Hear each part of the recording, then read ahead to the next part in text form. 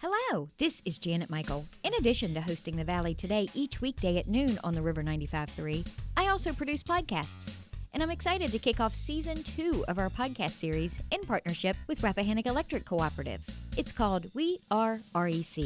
Every week we'll release a new episode talking to different people from REC about a host of different topics. We'll get tips for saving money on your electric bill. We'll talk about renewable energy and the impact it can have in our communities. We'll get some behind-the-scenes info about what happens when the power goes out in a storm.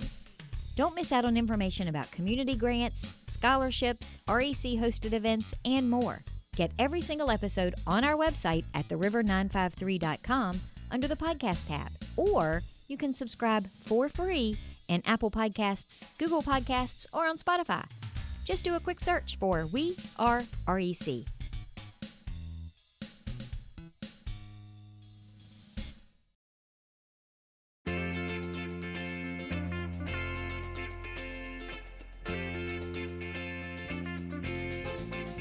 Hello and welcome to The Valley Today. I am your host, Janet Michael. We are pre-recording today's episode via Zoom with Jim Martin. He is the district director of SCORE Virginia, and Jim and I go way back. I joked with him when he first logged onto the screen that I haven't seen him in 10 years, and now I've seen him twice in just the span of a couple hours because we had a virtual coffee break together this morning, didn't we, Jim? We sure did. I love that Nikki at the Front Royal Chamber is having those virtual coffee breaks. I think it's great for people to be able to come in and just kind of talk about what's going on, bounce some ideas off of people. So I was really happy to see your face show up on the screen this morning. Well, I was happy to see, in the Chamber's newsletter that they were doing this. I thought this is a great way to get out and network when you can't network. Yeah, when you can't get out. Right.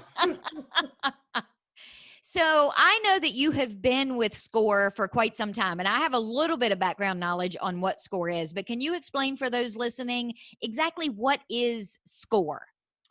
SCORE is the nation's, we're nationwide nonprofit. We are actually the nation's largest network of free, confidential small business mentors. Our mission is to support thriving small business communities through education and mentoring. And mentoring is a little bit different than what you might think.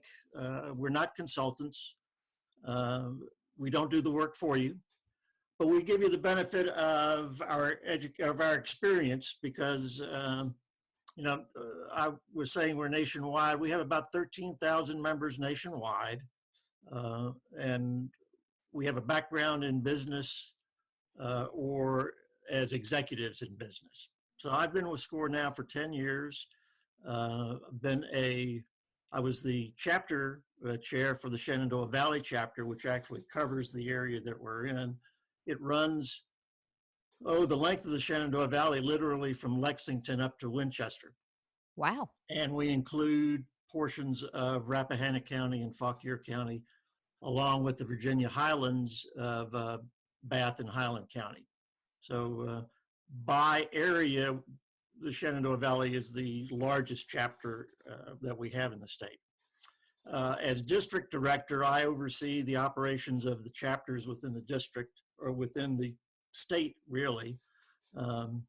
We have 7 chapters, about 226 members at the moment. Our background runs the gamut from small business owners, real estate agents. We had some insurance agents, executives with New York Life at one time. So we have a lot of experience that we bring to the table. And typically, I think businesses reach out to you because you mentioned before, you're not really a consultant. The mentoring is more like coaching. So they can reach out to you and say, hey, I'm struggling with this particular problem. And you can offer suggestions or point them in the direction of resources and things like that. Is that the right way of explaining it? Yes, we go back. Goodness, SCORE was formed back in 1964, I believe it was. And a lot of people remember SCORE as standing for Service Corps of Retired Executives. We kind of rebranded ourselves when we hit our 50th anniversary. So now we're just SCORE. But Yeah, so we're long-standing. When I say we're free, people sometimes say, well, if you're free, can't be worth much then. And I come back to them and say, well, do you pay your taxes? Because we are actually funded from Congress through the Small Business Administration. So we are partners with SBA, the Small Business Development Centers, the Women Business Centers, and the Veterans Business Opportunity Centers. Unfortunately, we don't have a WBC or a VBOC here in this portion of the state. So it's SCORE and SBDC that provides these sorts of services and resources to small business owners and people that want to start a business. Well, and it's a valuable resource too, because in a lot of cases, I would imagine some of these small business owners, especially people just getting started, they don't always have a lot of budget to hire an expensive consultant or somebody that's going to be able to walk them through any particular process. So this really kind of fits really well for them to be able to call up and have access to people with a wide range of experiences. That is very true. And, we do, I guess initially we were known more for face-to-face mentoring, where you'd actually sit down one-on-one with a client and kind of walk them through. We say that we are in it for the life of your business. We want to develop that kind of relationship so that an individual feels comfortable as they start their business working with an individual. And then as the business progresses, grows, they can always come back and bring new issues to them if they get to a point where, I started off, Jim, as a business of one, and now I'm getting ready to hire 2 more people. How do I do that? Also, we deal with families or individuals that have reached the point in their life where they want to close the business or divest the business or sell the business. They can come back to us at that time and say, Jim, it's about time. I want to pass this off to the kids. Or, hey, the kids don't want it. I want to sell the business. Or, hey, I just want to close the business. How do I do that? And so, like I say, we try to work with businesses for the life of the business. I would imagine a lot of the time that you've been spending the last several weeks has probably been in helping business navigate these different loans and all of the things that have come down from Congress, the PPP. And this morning during the coffee break, they were talking about another type of loan that's out there. Have you been inundated with a lot of that information? Inundated with a lot of requests to help small business owners navigate through that. You're right. The Payroll Protection Plan, PPP, and the EIDL, which is the Emergency Injury Disaster Loan Program. There are about 30 million small businesses in the country right now, and the last count I had was just about 10 million of them have been funded under these 2 programs. So only about 1 in 10 has been helped by them. So yes, we've helped those businesses that applied for the loans, and of course we will help them once they get the money and try to figure out how to use it best to support them. But there are an awful lot of small businesses that did not get the loans that are still in need of help, and of course we and our partners are available for that as well. Let's take a break. When we come back, can we talk about some of those avenues? Maybe you can explain a little bit about what some of those loans are and the parameters for which they will or will not have to be paid back, and then talk about what some of the other options are, because you're right. If so few businesses have actually been able to get their hands on some of this extra money, then they have to be exploring other options. So can we talk a little bit about that in the next segment? Sure. Yeah. We're going to do that when we come back. We are on the screen today via Zoom with Jim Martin. He is the District Director of SCORE Virginia. This is The Valley Today, and we'll be back in just a couple of minutes. Expecting to hear a commercial? That's what this is, sorta. First, I want to thank you for listening to the Valley Today podcast. You're one of thousands who listen to the show this way every month. Sometimes it's because our listeners are busy and they want to listen when it fits their schedule, or it's a guest of the show who want to hear what they sounded like when they were on the radio. We even have a few binge listeners who listen to a week's worth at a time. Can you even imagine? So if you want those people, your potential customers, to hear your message, then this could have been your ad. And the bonus, your commercial isn't restricted to just 30 or 60 seconds. You can take up to 2 minutes to talk to those customers, and there's even the opportunity to be an exclusive sponsor of the Valley Today podcast, which also gets you on-air mentions at the end of every show. If any of this sounds interesting to you, give me a call at the station, 540-635-4121, or send me an email to janet@theriver953.com. You can also find all my contact info by searching for me on theriver953.com.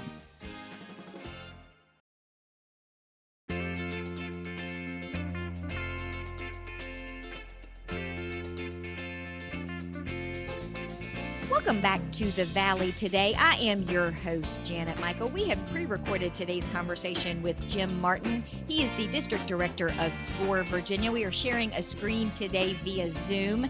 And in the first segment, Jim, we talked a little bit about what SCORE is and the valuable free services that you provide to not just existing small businesses, but anyone who may even be thinking of starting a business. And we touched briefly before we went to break on these different loan programs that have recently been released through Congress. There's the PPP loan. There was the EIDL loan that you mentioned. Can you explain what those loans are and how they work? Because in some cases, they're going to have to be paid back if you got one and don't use the funds properly, right?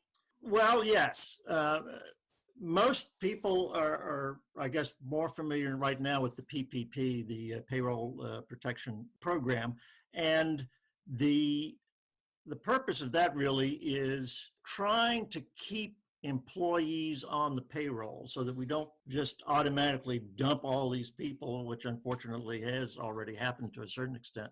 The idea there is that as long as you use it, at least initially, the percentage was 75% of your loan for keeping employees on the payroll, that you wouldn't have to pay that back. That would become a grant. What we have found, talking with some of the people that have gotten it, though, is, that 25-75 percentage, while it sounded good initially, only having 25% of it available for your operational expenses is not working for a lot of the businesses that have been getting it.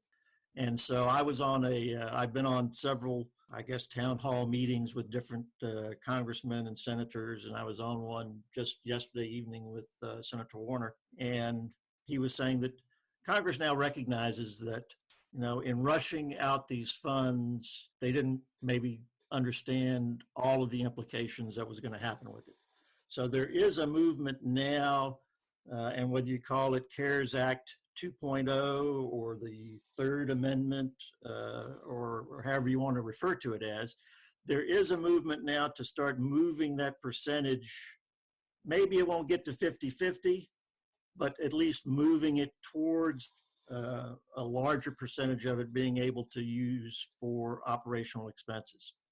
The other thing Congress is recognizing is there is a strong push. The majority of small business owners are saying that what they really need is a direct grant allocation. That a lot of businesses are afraid that when this ends, whenever, that they're going to be facing a large debt to repay. And they're concerned that that's going to have a negative impact on them down the road. So Congress recognizes this. There is a movement to try to get some of these loans converted into direct grants.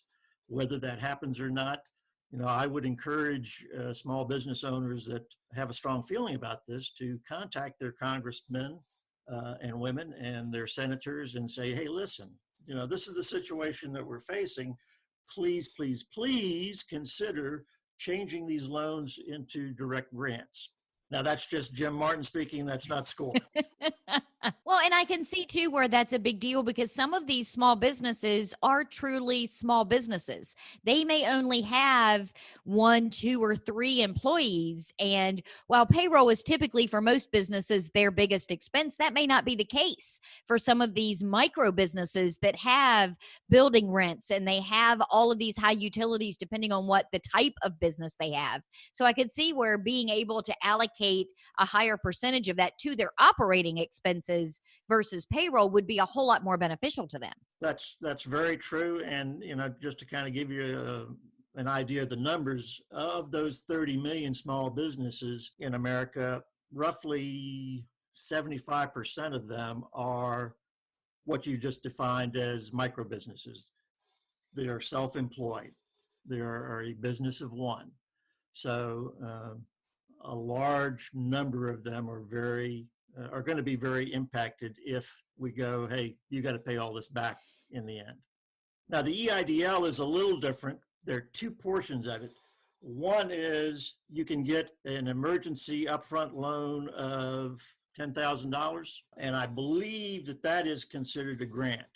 Then the rest of it is actually more for, and would be considered more for operational expenses.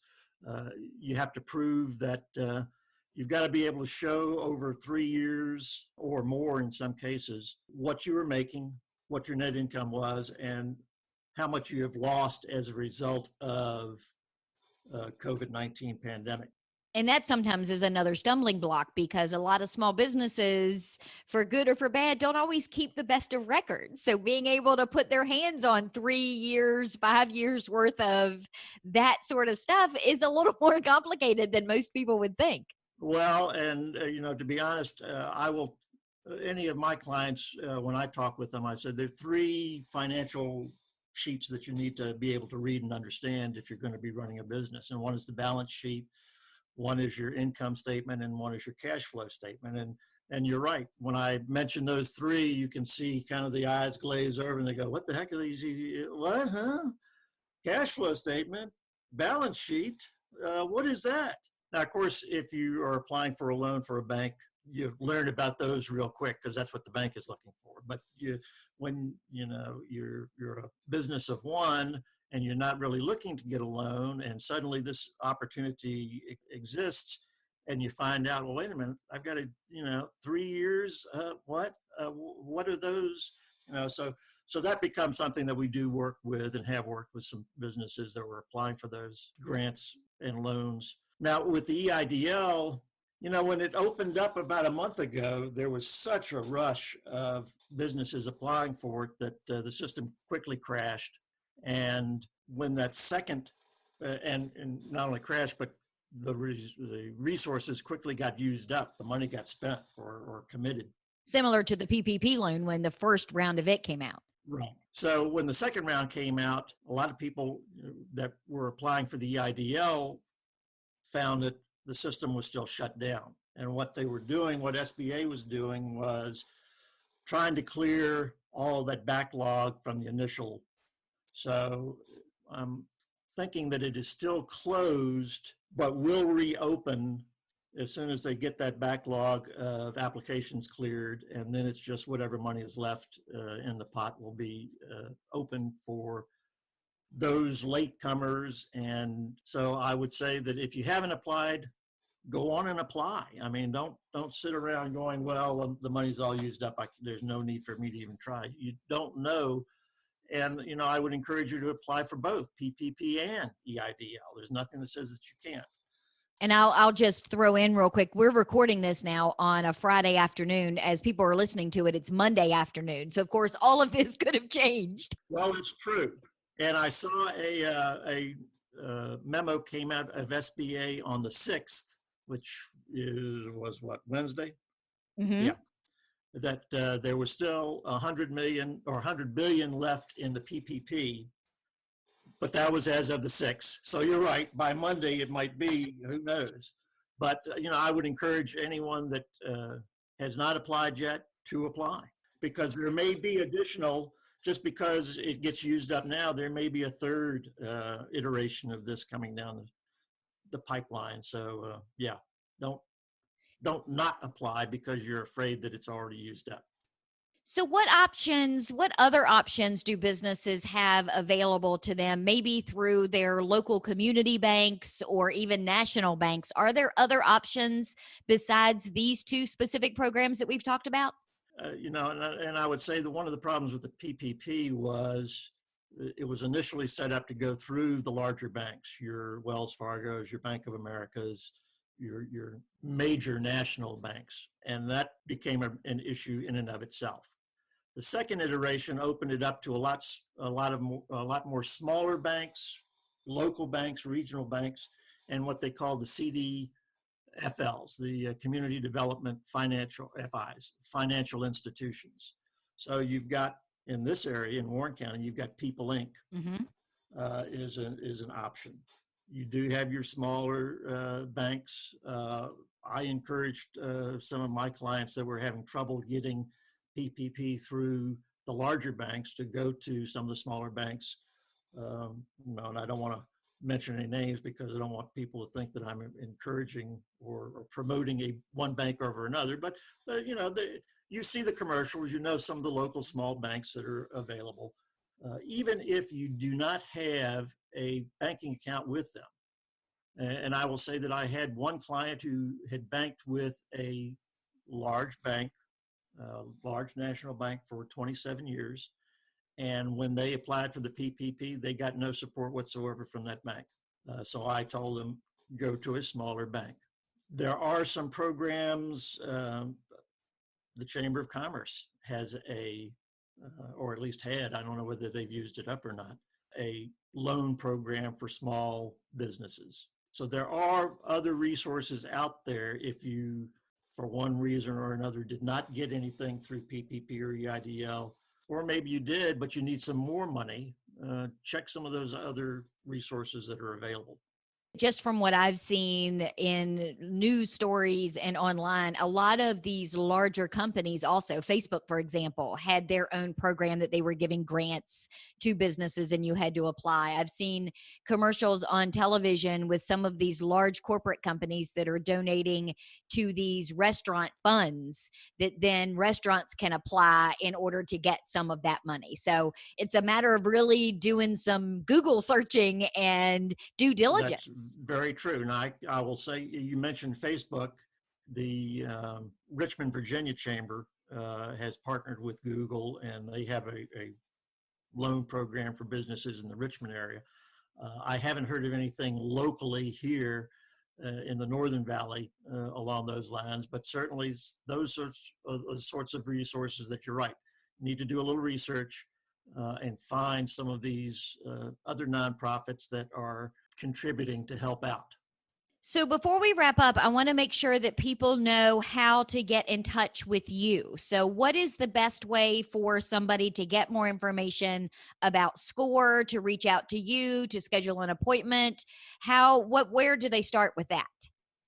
The best place to start is score.org, SCORE.org. You'll see links to finding a mentor, links to what's the closest chapter. There are a ton of resources on our site for small businesses to help any number of issues that might be facing them.